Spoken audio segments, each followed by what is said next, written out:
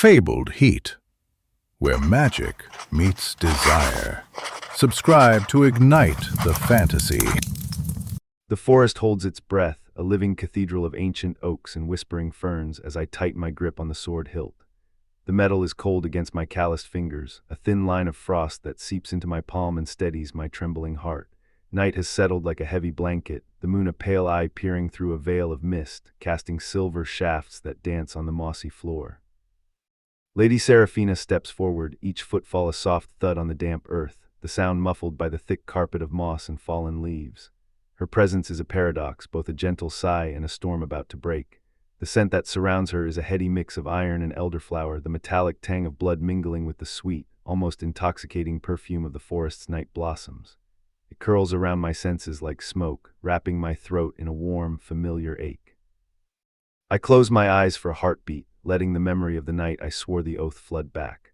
I see the crimson river that ran down my arms, the way her blood stained my hands, the metallic tang lingering on my tongue as I tasted the promise we made. Neither of us will fall before the other, I whispered then, my voice barely louder than the rustle of leaves. The oath was a chain forged in blood, and now it feels like a rope pulling me toward a destiny I cannot escape. She moves with a grace that feels almost inhuman, her silhouette a fluid shadow against the moonlit canopy. Her eyes flash a knowing fire, amber and fierce, piercing straight to the core of my being. In that gaze I see the weight of centuries, the echo of battles fought and won, and the fragile hope that perhaps, this time, love might be the weapon that saves us both. "You're different," I growl, my voice low and rough as bark, feeling the heat of her proximity sear my skin. The words tumble out, raw and unfiltered, a challenge and a confession rolled into one. She smiles, a razor-thin curve that is both dangerous and inviting, a promise of pain wrapped in silk. Her thumb brushes the lower lip of my mouth, leaving a trail of heat that burns like brandy on a winter night. The contact is electric, a spark that ignites a firestorm of desire and dread. My heart hammers in my chest, each pulse a hammer strike against steel, reverberating through my ribs and echoing in the hollow of the forest. I can feel the tremor in my own breath as she leans in, her breath warm against my ear, whispering, "The bond breaks both ways, Lorien, kill me or claim me." Her words are a velvet threat, smooth and deadly, sliding over my skin like a lover's caress. The oath twists inside me, a dark hunger that threatens to consume me whole, yet the thought of losing her, of watching her fall, drives a blade of fear through my spine. A sudden crack splits the night, branches snapping as assassins emerge from the shadows, their silhouettes flickering like dark moths against the moonlight. Their arrows glint, silvered tips catching the pale glow, aimed not at her but at me. The realization hits like a cold blade to the spine. They are after the one who bears the oath, the one who carries the weight of her blood. I glance at Seraphina, her eyes blaze with fierce protectiveness, a storm of resolve that steadies my own wavering resolve. She lifts her own blade, a slender rapier that catches the moon's light, turning it into a thin line of silver. "Stay behind me," she says, her voice a low chant, a promise wrapped in steel. The world narrows to the space between us, the clash of steel, the scent of blood, and the promise that binds us. I raise my sword, the weight of destiny pressing down, the hilt fitting my hand as if it were forged for this exact moment. In that breath-held instant, I feel the pull of the oath, the echo of the night we swore, and the fierce love that has grown like vines around my heart.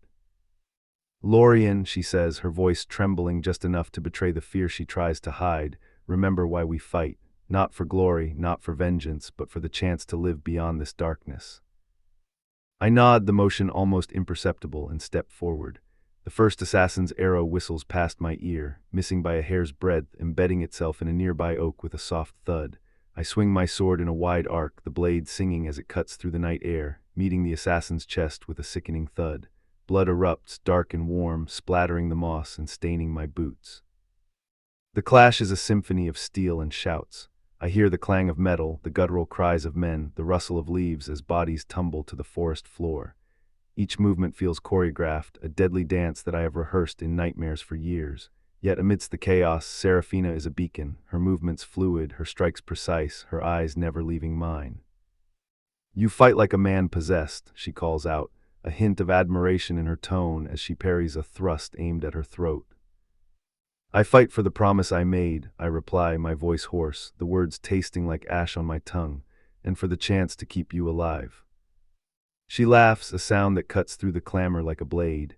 Then prove it, she says, lunging forward, her rapier flashing. I meet her charge, our swords clashing in a shower of sparks. The metal sings, a high-pitched note that reverberates in my bones.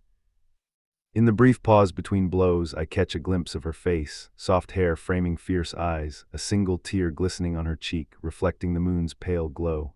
My heart clenches. I cannot bear the thought of that tear turning to blood.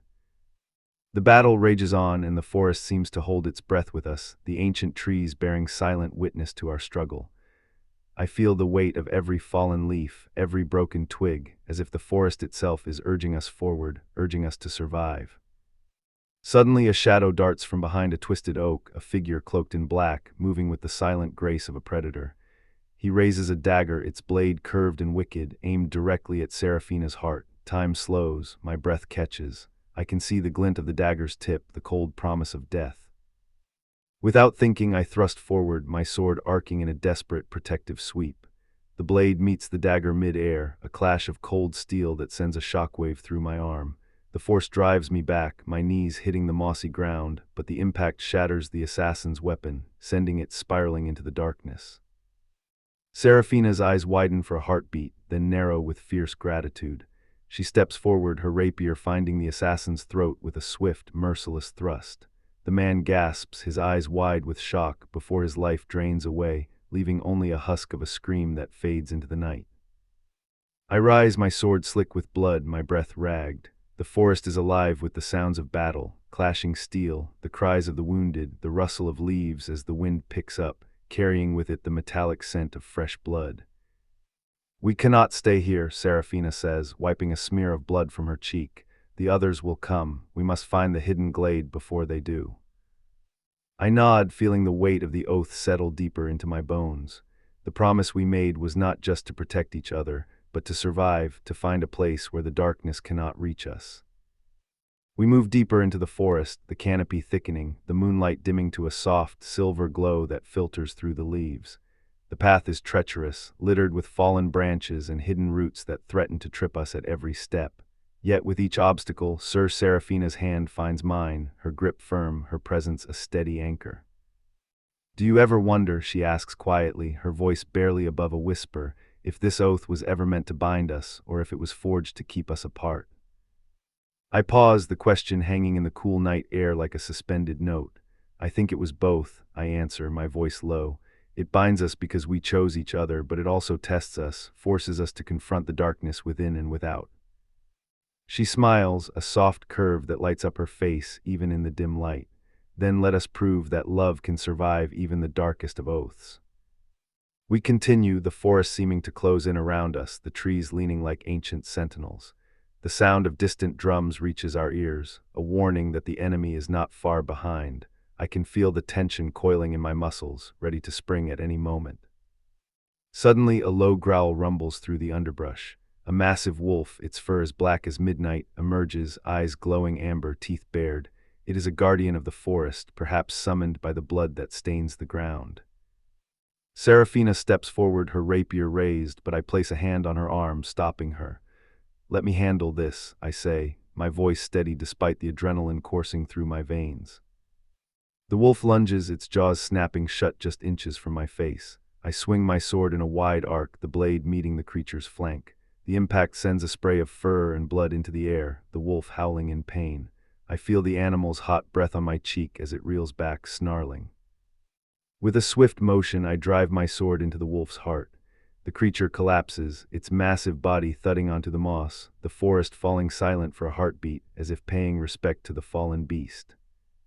Seraphina watches me, her eyes softening. You have always been a protector, she murmurs, stepping close enough that I can feel the faint scent of her perfume again, a mixture of iron and elderflower, now tinged with the wildness of the forest. I lower my sword, the weight of it suddenly feeling heavier, as if it carries the lives we have taken and the lives we have saved. And you have always been my reason to fight, I reply, my voice barely more than a breath. We press on, the hidden glade finally coming into view, a clearing bathed in moonlight, a small pool of water reflecting the stars above. The air here feels different, charged with a quiet magic that seems to hum beneath the surface. This is it, Seraphina says, her voice reverent. the place where the oath can be broken if we are willing to sacrifice everything for each other. I kneel by the water's edge, the cool liquid lapping at my boots. I stare at my reflection, the scarred face of a warrior, the eyes of a man who has seen too much blood. I think of the night we swore, the promise that bound us, and the countless battles that have led us here.